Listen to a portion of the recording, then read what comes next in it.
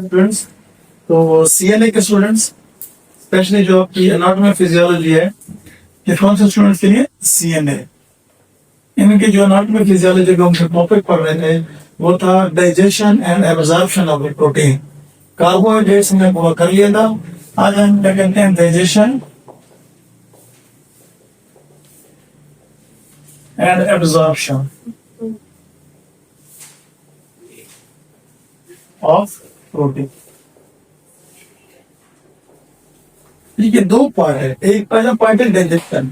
ये जो प्रोटीन होते हैं ना, वो एक लार्ज स्ट्रक्चर मॉलिक्यूल है, एक बड़ा उसकी स्ट्रक्चर होता है। उसके ऊपर एंजाइम काम करते हैं, वो छोटी छोटी स्ट्रक्चर में टूट जाती है। जैसे ये प्रोटीन है, समझ लें अमीनो एसिड से मिलकर बनी हुई है। ये एक लार्ज स्ट्रक्चर है, ठीक है जी। इसके ऊपर क्या काम करते हैं? एंजाइम। ये है एंजाइम। एंजाइम इसके ऊपर क्या करते हैं? एक्ट करते हैं, जिसकी वजह से ये छोटी छोटी स्ट्रक्चर खत्म हो जाती है। इस प्रोसेस को कहते हैं डाइजेशन। और ये होती कहाँ है सारी digestion? GIT, gastro intestinal tract में। मतलब हमने इस तरह की प्रोटीन खाई, स्टमक के अंदर आ गई, उसके ऊपर एंजाइम्स ने काम किया। जब ये यहाँ आते हैं तो छोटे छोटे स्ट्रक्चर हो जाते हैं, और ये गैस्ट्रो इंटेस्टाइनल ट्रैक्ट के अंदर, जीआईटी के अंदर बड़े मॉलिक्यूल के ऊपर एंजाइम्स ने काम किया, और उसके बाद ये टूट गई छोटे मॉलिक्यूल में। तो ये जो प्रोसेस है, इस प्रोसेस को क्या कहते हैं? डाइजेशन, डाइजेस्ट हो गई। ठीक है जी। उसके बाद जब ये डाइजेस्ट हो जाते तो यहां से अगर ये छोटे छोटे मॉलिक्यूल, छोटे पार्ट्स अगर कहाँ चले जाए?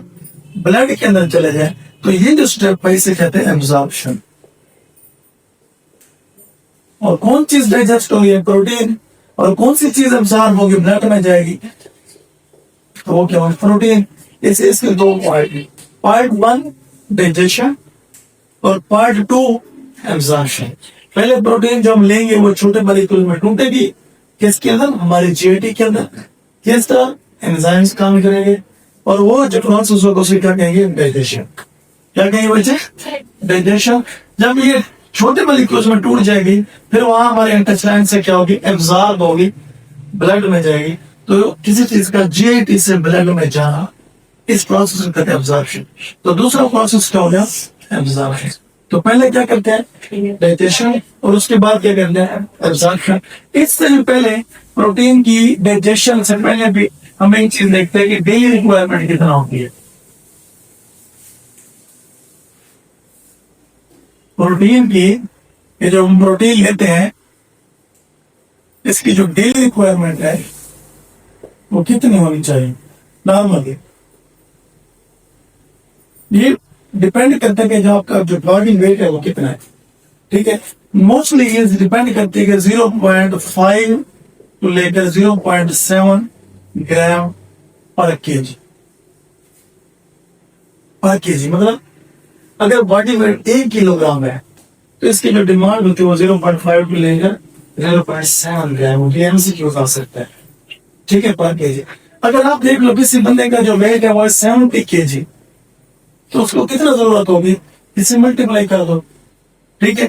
क्या मल्टीप्लाइड बाई 0.7, तो ये 10 आ जाएगा, इससे कैंसर, तो कितना आ जाएगा? 49 ग्राम पर 70 केजी। अगर बंदे का वेट है 70 केजी, तो उसको कितना चाहिए होगी? 49 ग्राम। अगर 1 केजी है उसका वेट, उससे जाएगा 0.5 से लेकर 0.7 क्या ग्राम पर केजी रिक्वायरमेंट है। और ये डिपेंड, एक तो किस पर डिपेंड किया इसने? बंदे के वेट के ऊपर। दूसरा ये डिपेंड करता है एज के ऊपर। किसके ऊपर? एज के ऊपर। जो छोटे बच्चे होते हैं उनकी जो ग्रोइंग एज होती है, तो उनको प्रोटीन ज्यादा चाहिए होती है। मतलब अगर बंदे की एज है 1 to 4 ईयर्स, ये ग्रोइंग एज नहीं है, बढ़ने वाली बोल है, ठीक है ना। तो इस 1 to 4 ईयर्स की एज में मतलब चिल्ड्रन जो होते हैं उनके अंदर जो होता है ना, ये चाहिए होती है 3 to 4 ग्राम पर केजी। कितना? 3 to 4 ग्राम पर KG of body weight. So of body weight तो हो गया। देखिए यहां पे हमने लिखा कि इतने कम पॉइंट्स में 0.5, 0.7 ग्राम पर केजी। लेकिन अगर एज कितना है बच्चे की, चिल्ड्रन है, उसकी एज है 1 साल से लेकर 4 साल तक, अब उसकी जो डेली रिक्वायरमेंट है वो बढ़ गई है, यानी पर केजी रिक्वायरमेंट बढ़ गई है। क्यों? क्योंकि वो ग्रोइंग एज है, उसको ग्रो करना, उसकी ग्रो होने है, तो इसकी डिमांड भी बढ़ गई। ठीक है, ये गैस की डेली रिक्वायरमेंट, समझ आ गया। उसके बाद दूसरा पॉइंट है कि सोर्सेस कौन से हैं, सोर्सेज ऑफ प्रोटीन। प्रोटीन कहां से आप ले सकते हो? तो दो सोर्सेज होते हैं, एक होता है एंडोजिनस, दूसरा क्या होता है एक्सोजिनस, अंदरूनी और बैरूनी। ये अंदरूनी और ये बैरूनी। एंडोजिनस सोर्सेस मतलब है कि हमारी जो जीआईटी ट्रैक्ट है,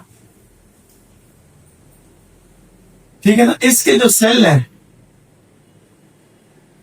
ये खुद भी फूड का हिस्सा बन जाते हैं जब हम कोई फूड लेते हैं, ठीक है ना। तो ये सेल के अंदर प्रोटीन होती है, सेल के अंदर क्या होता है? प्रोटीन होती है। जैसे हमारी फूड आएगी तो फूड हम लेते हैं बाहर से, ये तो एक्सोजिनस है, जब यहाँ से गुजरते हैं तो ये सेल बेस में शामिल हो जाते हैं, कुछ सेल, सारे नहीं कुछ सेल। तो उन सेल्स के अंदर क्या होता है? प्रोटीन होती है। तो ये प्रोटीन हमारी बॉडी का हिस्सा है ना, इसलिए इसको कहते हैं एंडोजिनस। अब ये जो हमारे अंदर प्रोटीन है, और तकरीबन ये कितनी होती है? 30 से लेकर 40 ग्राम पर डे। कितना? ये जो सारी एंडोजिनस है ये कितनी होती है? 30 से लेकर 40 ग्राम पर डे, एक दिन में। या पर केजी नहीं है, याद रखना। चलो इसको मैं साफ कर देता हूँ, थोड़ा सा अब ये क्लियर कर देता हूँ। जो हमारे सोर्स, कितने सोर्सेज हैं प्रोटीन के लेने के? 2 सोर्सेज है। कौन कौन से? एंडोजिनस मतलब हमारी बॉडी खुद। तो कैसे, कितनी हम एक दिन में हमारी बॉडी में कितना प्रोटीन दे देती है? 30 से लेकर 40 ग्राम पर डे, एक दिन में इतना दे देती है। वो कहां से आती है? वो चीज हमारे जो सेल नहीं है, जीआईटी ट्रैक्ट के जो सेल है, ये जो हमारे जीआईटी ट्रैक्ट के सेल है, इन्हीं से हमें क्या मिलती है? प्रोटीन मिलती है। बहुत ही माइन्यूट अमाउंट है, 30 से 40 ग्राम। तो ये हमारे अपनी बॉडी का हिस्सा होती है, ठीक है। और कुछ जो होता है ना एक्सोजिनस, जो बाहर से हम लेते हैं। बाहर से कहां से लेंगे? खुराक से। और वो आप क्या खाते हो? चिकन खाते हो। चिकन क्या है? प्रोटीन या मीट, ये खाते हो। इसका मतलब जो बाहर से लेते हैं किसकी शक्ल में? एनिमल की शक्ल में, मतलब एनिमल की जो फूड खाते हैं जैसे मीट, ठीक है। और या फिर क्या लेते हैं? प्लांट्स। प्लांट्स में ऐसे वेजिटेबल खाते हैं ना, वेजिटेबल्स कौन सी? जैसे नहीं, जैसे लेग्यूम्स, लेंटिसल्स यानी दालें हैं, लेंटिकल्स वगैरह ये चीजें। तो ये जब हम लेते हैं तो इनसे क्या मिलती है? हमें प्रोटीन मिलती है दालों से भी, ठीक है ना। तो ये तकरीबन ज्यादा होती है, ठीक है। और इनकी जो अमाउंट होती है वो होती है 75 से लेकर 100 ग्राम पर डे, 100 ग्राम पर डे। इसका मतलब हम मोस्टली ये एमसीक्यू ला सकते हैं। जो प्रोटीन के सोर्सेज है वो 2 हैं, एक एंडोजिनस जो हमारी बॉडी खुद में देती है, और वो बहुत मैन्यूट होती है, बहुत कम होती है। वो पर डे, एक दिन में हम कितना ले लेते हैं? वो तकरीबन 30 से 40 ग्राम पर डे। और वो कहां से आती है? हमारी अपने बॉडी सेल से आती है, जीआईटी सेल से, ठीक है ना। लाजमी नहीं कि जीआईटी की सेल से हो। हमारे जब हम भूखे होते हैं, खाना नहीं खा रहे होते हैं, तब भी हमारे मसल वगैरह ये सारे ब्रेक होते हैं, सीधा एटिंग वगैरह मिल जाती है। अच्छा जी, उसके बाद जो ना एक्सोजिनस होता है, ठीक है ना। एक्सोजिनस से क्या आ जाती है? एनिमल या फिर प्लांट, मतलब है जो फलियां होती है, मटर होते हैं, या फिर दालें होती हैं, उनसे भी मिल जाती है। और एनिमल से जो हम क्या खाते हैं? मीट खाते हैं, या हम क्या खाते हैं? एग खाते हैं, उनसे भी हमें प्रोटीन मिलती है। तो मेजरली प्रोटीन हम यहाँ से लेते हैं। तो ये क्या हो गया प्रोटीन की? पहले नंबर पे क्या हो गया? प्रोटीन की डेली रिक्वायरमेंट कितनी होती है? ये डिपेंड करती है बॉडी वेट पे और एज पे। और उसके अलावा ये सोर्स क्या है? 2 सोर्स है, एक्सोजिनस और एंडोजिनस, ठीक है। अब आ जाते हैं कि इसकी डाइजेशन कहाँ होती है। तो जो डाइजेशन कहाँ और कैसे होती है? तो इसकी प्रोटीन की डाइजेशन होती है जिसमें हमारे इंटेस्टाइन में। जैसे हम एक्सोजिनस प्रोटीन लेते हैं, कौन सी प्रोटीन? एक्सोजिनस प्रोटीन लेते हैं, वो कहाँ आ जाती है? हमारे इंटेस्टाइन के स्टोमक के अंदर ये प्रोटीन आ, मतलब ये हमारे क्या फूड है, यानी मीट है, एग है, ठीक है ना। तो इस स्टोमक के अंदर जो पीएच होती है, क्योंकि स्टोमक क्या पैदा करता है, HCl। स्टोमक का एक सेल है जिसका नाम क्या है, रेनल सेल। ये क्या पैदा करता है, HCl। क्या बनाता है, HCl। और HCl की जैसे जो इसकी पीएच है स्टोमक की, वो तकरीबन 2 to 3 होती है।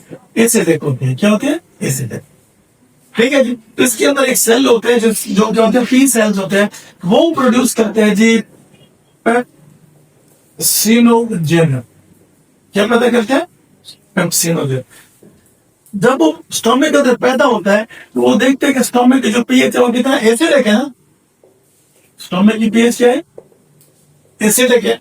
तो एसिडिक पीएच में HCl के साथ मिलकर ये क्या बना देता है, ये बना देता है एक्टिव फॉर्म। और उस एक्टिव फॉर्म को कहते हैं पेप्सिन। क्या बना दिया, पेप्सिन। स्टोमक का सेल क्या पैदा करता है, pepsinogen, that is inactive form. ठीक है। और वो जब इस पीएच में आता है, जो एसिडिक पीएच है, HCl के साथ मिलकर क्या बना देते हैं, पेप्सिन। क्या बना देता है, पेप्सिन। और पेप्सिन कौन सी फॉर्म है, एक्टिव फॉर्म। पेप्सिन क्या है, एक्टिव फॉर्म। और इस पेप्सिन इसके ऊपर ये जो प्रोटीन है, ये जो फूड है, इसके ऊपर काम करता है। इसके ऊपर क्या करता है, एक एंजाइम का इफेक्ट करता है। ठीक है जी। तो इसके ऊपर इफेक्ट करता है और इसको क्या कर देता है, ब्रेन मॉलिक्यूल कर देता है, डाइजेशन कर देता है। ठीक है जी। और अगर यहाँ की पीएच, सुन लो, अगर यहाँ की पीएच, स्टोमक की पीएच, इसके मतलब ये बहुत अच्छा काम करता है जब पीएच क्या हो, एसिडिक हो। कौन अच्छा काम करता है, पेप्सिन। अगर यहाँ की पीएच क्या हो जाए, मोर देन 5 हो जाए, तो इसका इफेक्ट कम हो जाता है। पेप्सिन का इफेक्ट क्या हो जाता है, कम। आपने क्या ली फूड, उसमें क्या है, ज्यादा प्रोटीन है। कहाँ से खाई, क्या मीट ले लिया। अब ये प्रोटीन कहाँ आ गया, आपके स्टोमक में। तो स्टोमक का एक सेल है, उसका नाम है पेरेटल सेल। वो क्या पैदा करता है, उस HCl की वजह से जो स्टोमक एनवायरनमेंट है वो क्या हो जाता है, एसिडिक। क्योंकि वहाँ की जो पीएच है कितनी होती है, 2 से 3। अच्छा, इसी तरह वहाँ पे एक और सेल है, पी सेल। वो क्या पैदा करता है, पेप्सिनोजेन। और ये कौन सी फॉर्म है, इनएक्टिव। कौन सी फॉर्म है, इनएक्टिव। तो ये HCl के साथ मिलकर एसिडिक पीएच में क्या बन जाता है, पेप्सिन। और पेप्सिन कौन सी फॉर्म है, एक्टिव। पीएच की कौन सी फॉर्म है, एक्टिव फॉर्म है। और ये कौन सी फॉर्म है, इनएक्टिव। तो ये इंसान क्या हो जाता है, एक्टिव। और ये किसके ऊपर काम करता है, प्रोटीन की डाइजेशन स्टार्ट करता है। तो स्टोमक में प्रोटीन की डाइजेशन स्टार्ट हो जाती है किसकी मौजूदगी में, और कौन सी पीएच पे। अगर ये पीएच क्या हो जाए, थोड़ा सा 5 से ज्यादा हो, तो फिर इसका इफेक्ट क्या हो जाता है, लेस। इसके मतलब पेप्सिन बहुत अच्छा इफेक्ट काम करता है जब पीएच क्या हो, एसिडिक हो। जब पीएच थोड़ा सा 5 से ज्यादा होगी तो फिर इसका इफेक्ट क्या हो जाता है, तो इसके मतलब पहला काम का पहला स्टेप हो गया स्टोमक के अंदर डाइजेशन। कहाँ हुई, डाइजेशन इन स्टोमक। कौन करता है, पेप्सिन। स्टोमक के अंदर जो फूड आ जाती है, ठीक है, और स्टोमक क्या पैदा करता है, और उस HCl के जैसे जो स्टोमक के एनवायरनमेंट है वो क्या हो जाता है, क्यों, क्योंकि वो उसकी पीएच क्या होती है, 2 से 3। और इस पीएच में पेप्सिनोजेन HCl के साथ मिलकर क्या बनाता है, जो इनएक्टिव फॉर्म है वो क्या बना देगा, एक्टिव फॉर्म। जो एक्टिव होगा पेप्सिन, वो किसके ऊपर काम करेगा, फूड के ऊपर। और इसके क्या करा देगा, डाइजेशन। क्या करा देगा, डाइजेशन। तो वो जो प्रोटीन है वो कहाँ चली जाएगी, आगे डाइजेस्टिव के जो बड़े दो, एक था, अब ये क्या बन जाएंगे, 2 मॉलिक्यूल छोटे हो गए ना, तो आगे कितना चले जाएगी, ये एक क्या हो जाएगा, 2 में ब्रेक डाउन होके एक बड़ा मॉलिक्यूल जो था 2 में ब्रेक डाउन होकर आगे चला जाएगा। तो आगे जाते हुए कहाँ आ जाएगा, ड्यूटेनम और ज्यूजिनम है। ड्यूटेनम और ज्यूजिनम, ये जो पार्ट है इसको मैं लिख रहा हूँ ड्यूटेनम डी, और इस पार्ट को मैं लिख रहा हूँ ज्यूजिनम। ठीक है। ज्यूजिनम में इसके ऊपर कौन से पैंक्रियाटिक एंजाइम्स काम करते हैं, कौन से एंजाइम्स, कौन से एंजाइम्स, ये देखिए, ये जी पैंक्रियास। ठीक है जी। और पैंक्रियाटिक एंजाइम इस पे क्या करते हैं, काम करते हैं। यहाँ से एंजाइम जो निकलते हैं वो कहाँ आते हैं, ड्यूटेनम के अंदर आते हैं। और इन एंजाइम को क्या कहते हैं, पैंक्रियाटिक एंजाइम्स। भाई याद है भाई लेने आया पैंक्रियाटिक एंजाइम। इसके ऊपर क्या करते हैं, काम करते हैं। और कौन कौन से पैंक्रियाटिक एंजाइम है जिसके ऊपर क्या काम करते हैं, उसमें मोस्टली क्या बचे, ट्रिप्सिन, और कौन सा, काइमोट्रिप्सिन और कार्बोक्सी पॉलीपेप्टाइड, तीन है। एक कौन सा, ट्रिप्सिन, ट्रिप्सिन, दूसरा काइमोट्रिप्सिन, और तीसरा कार्बोक्सी पॉलीपेप्टाइड्स, पॉलीपेप्टाइड, ये तीनों एंजाइम्स काम करते हैं, ठीक है ना। यानी ये जो क्या बाइल्यूसिस में आता है, इसकी सॉरी पैंक्रियाटिक जूसेस में होता है, किस में पैंक्रियाटिक जूसेस में होता है।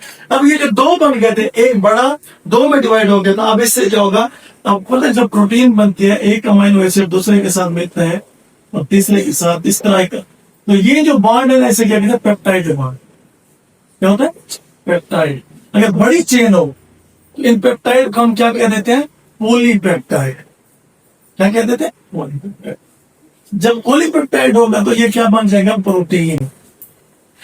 क्या होगा, प्रोटीन, ठीक है जी। तो इस तरह क्या हो जाएगा, जब प्रोटीन आई थी स्टोमक के अंदर, कहाँ आ गई थी, स्टोमक के अंदर, तो इसके ऊपर किसने काम किया था, पेप्सिन ने।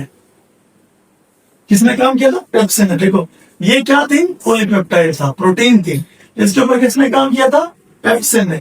तो ये लार्ज मॉलिक्यूल टूट गया, किससे, ये जो पॉलीपेप्टाइड है इसके जो बॉन्ड है ना ये टूट गए, किसने तोड़े, पेप्सिन ने। तो ये किस में टूट गया, ये टूट गया पॉलीपेप्टाइड्स में, या फिर पेप्टोन्स में, और या फिर टूट गया प्रोटियोसिस में, तीन चीजों में, पेप्टोन्स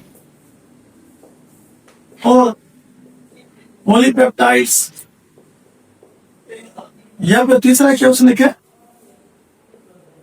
प्रोटियोसिस, प्रोटियोसिस, ठीक है।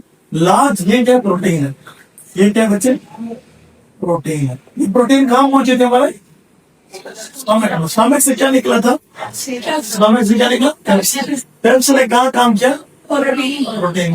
और प्रोटीन किस में टूट गई, और प्रोटीन जो थे ना ये बॉन्ड टूटे, तो ये बन गए पेप्टोन्स, क्या बन गए, पॉलीपेप्टाइड्स या प्रोटियोसिस, क्या बन गए, प्रोटीन। अब इसके ऊपर क्या काम करा, ये कौन से, इसके ऊपर तीन एंजाइम है वो काम करें जो पैंक्रियाटिक जूस में होते हैं। कौन कौन से, वो ट्रिप्सिन, कौन से बच्चे, ट्रिप्सिन, और कौन सा है, काइमोट्रिप्सिन, काइमोट्रिप्सिन, और कार्बोक्सी पॉलीपेप्टाइड, कार्बोक्सी। तो ये इसको कन्वर्ट कर देते हैं स्टोमक के अंदर, इन स्मॉल इंटेस्टाइन में, ये इसको किस में कन्वर्ट कर देते हैं, और छोटी स्ट्रक्चर में। और वो छोटी स्ट्रक्चर क्या है, वो कन्वर्ट कर देते हैं इसको पॉलीपेप्टाइड और अमीनो एसिड में। इसमें पॉलीपेप्टाइड और अमीनो एसिड, और अमीनो एसिड यहाँ से अब्सॉर्ब हो सकते हैं।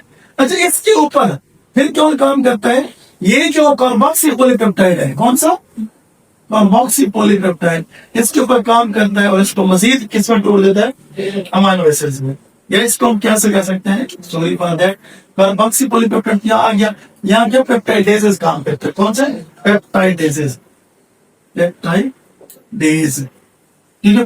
पेप्टोन्स बने, पेप्टाइडेज काम करेगा तो इसको किस में तोड़ देगा, अमीनो एसिड्स में। और प्रोटीन किससे मिलकर बनी होती है, अमीनो एसिड। प्रोटीन किससे मिलकर बनी हुई है, तो जब टूटती है तो किस में टूटती है, अमीनो एसिड में। तो इस प्रोसेस को क्या कहते हैं, डाइजेशन। देखो हमने फूड ली मीट, वो किसकी बनी हुई है, प्रोटीन। और प्रोटीन किसका बना हुआ है, तो एक अमीनो एसिड और दूसरे अमीनो एसिड के दरमियान जो बॉन्ड होता है उसे क्या कहते हैं, पेप्टाइड बॉन्ड। और जब बहुत सारे बॉन्ड बन जाते हैं तो उसे क्या कहते हैं, पॉलीपेप्टाइड। और ये पॉलीपेप्टाइड मिलकर क्या बनाते हैं, ये प्रोटीन बनाते हैं। क्या बनाते हैं, प्रोटीन बनाते हैं, ठीक है बच्चे। अब आ जाए जी, स्टोमक के अंदर एक एंजाइम है जिसका नाम क्या है, पेप्सिन। ये कौन सी फॉर्म में होता है, इनएक्टिव फॉर्म में यहाँ पे पड़ा है। तो स्टोमक के अंदर आते हैं तो उसके ऊपर पेप्सिन काम करे। क्या काम करता है, पेप्सिन। तो प्रोटीन के ऊपर क्या काम करे, प्रोटीन है ना जो हमने स्टोमक के अंदर ली हुई है, फूड है, इसके ऊपर किसने काम किया? पेप्सिन ने। तो प्रोटीन किस पे टूट जाएगी? Peptones, polypeptides, proteoses. अच्छा, ये कहाँ पहुंच जाएगी? ड्यूडेनम और जेजुनम में। ड्यूडेनम और जेजुनम में कौन से पैंक्रियाटिक जूस आते हैं? उनके अंदर जो एंजाइम्स होते हैं वो कौन कौन से हैं? ट्रिप्सिन, काइमोट्रिप्सिन और कार्बोक्सीपॉलीपेप्टाइड। तो इसका मतलब जब ये स्टोमक से इधर आ गई स्मॉल इंटेस्टाइन में, तो इसके ऊपर किसने काम किया? ट्रिप्सिन है, काइमोट्रिप्सिन है या कार्बोक्सीपॉलीपेप्टाइड है। तो ये फर्दर टूट जाएंगे, बॉन्ड और टूटेंगे ऐसे, तो उससे क्या बन जाएगा? ये बन जाएगी पॉलीपेप्टाइड। जब बन जाएगी पॉलीपेप्टाइड, और साथ में पॉलीपेप्टाइड के ऊपर क्यों काम करेंगे एंजाइम्स, जिसका नाम क्या है? पेप्टाइडेजेस। क्या नाम है? तो ये इसके एंजाइम ये बॉन्ड को और तोड़ेंगे, तो जब ये और तोड़ेंगे तो क्या मिलता जाएगा? Amino acid. इसका मतलब एक बड़ा मॉलिक्यूल बिल्कुल बेसिक छोटे मॉलिक्यूल में टूट गया, तो इसका टूटना किसके अंदर हुआ है? जीएटी के अंदर हुआ है। तो इसे क्या कहते हैं? डाइजेशन। क्या कहते हैं? डाइजेशन। और भी काम होता है, लेकिन डाइजेशन और एब्जॉर्प्शन दो स्टेप्स हैं। तो अभी हम कौन सा स्टेप पढ़ रहे हैं? डाइजेशन। अभी थोड़ा देखिए इसको ना, ओवरव्यू लेते हैं आपको ना, एक स्केच डायग्राम से। ये है स्टमक और ये है इंटेस्टाइन, ठीक है जी। और ये है आपका पैंक्रियास, ऐसा ये क्या है? पैंक्रियास। अच्छा, ये जो हमने प्रोटीन ले ली, ये क्या आ गई? फूड है हमारी, और इस फूड में क्या सारी प्रोटीन है, यानी मीट है, ठीक है। और आपको पता है जो प्रोटीन है वो किससे मिलकर बनी होती है? अमाइनो एसिड से। किससे मिलकर बनी होती है? Amino acid. और बहुत सारे अमाइनो एसिड मिलते हैं, बांड होता है। एक अमाइनो एसिड दूसरे अमाइनो एसिड के जो बांड होता है, एक अमाइनो एसिड और दूसरे अमाइनो एसिड में जो बांड होता है उसे कहते हैं पेप्टाइड बॉन्ड। तो प्रोटीन में तो बहुत सारे पेप्टाइड बॉन्ड है, इसलिए इसको क्या कहते हैं? Protein is a polypeptide. Protein is a polypeptide. जब ये प्रोटीन हमारे स्टमक में पहुंचती है, तो हमारे स्टमक एक स्पेशल सेल है जिसे क्या कहते हैं? Parental cell. कौन सा सेल? तो ये क्या पैदा करता है? HCl। क्या पैदा करता है? HCl। और HCl जब स्टमक के अंदर आता है, तो इसकी जो एसिड है ना, तो इसके जो इन्वायरमेंट है वो क्या बन जाता है? एसिडिक। फिर HCl आ गया, तो इसी एसिडिक की वजह से इसकी जो pH होती है स्टमक, वो कितनी हो जाती है? 2 to 3 pH। pH कितने हो गए? 2 to 3। अच्छा, इसी तरह एक और सेल है स्टमक का, वो क्या पैदा करता है? पेप्सिनोजन। क्या पैदा करता है? पेप्सिनोजन। और ये कौन सी फॉर्म है? इनएक्टिव। जब देखते हैं कि स्टोमक के अंदर आता है और वहां की pH 2 to 3 है, कौन सा एनवायरमेंट है? एसिडिक। तो ये HCl के साथ मिलकर क्या बन जाता है? एक्टिव फॉर्म, जिसका नाम क्या कहते हैं? पेप्सिन। और ये कौन सी फॉर्म है? एक्टिव फॉर्म है, ठीक है। अब देखिए ये पेप्सिन इसके ऊपर काम करेगा। पहला इफेक्ट क्या हो गया? इन स्टोमक, यानी क्या कह सकते हैं इसको? Digestion in stomach. स्टोमक के अंदर कौन सा हार्मोन जो एंजाइम वो काम कर रहा है? पेप्सिन। और पेप्सिन जब इसके ऊपर काम करेगा तो ये टूटेगा ना, इस तरह टूट नहीं जाएंगे। तो ये जब टूटेगा तो क्या बनेगा? हाँ बताओ बेटा। पेप्टाइड्स, ठीक है, पेप्टाइड्स, ये पेप्टोन्स और पॉलीपेप्टाइड। क्या बनेगा? पॉलीपेप्टाइड्स। और क्या बनेगा? प्रोटियोसिस। प्रोटियोसिस।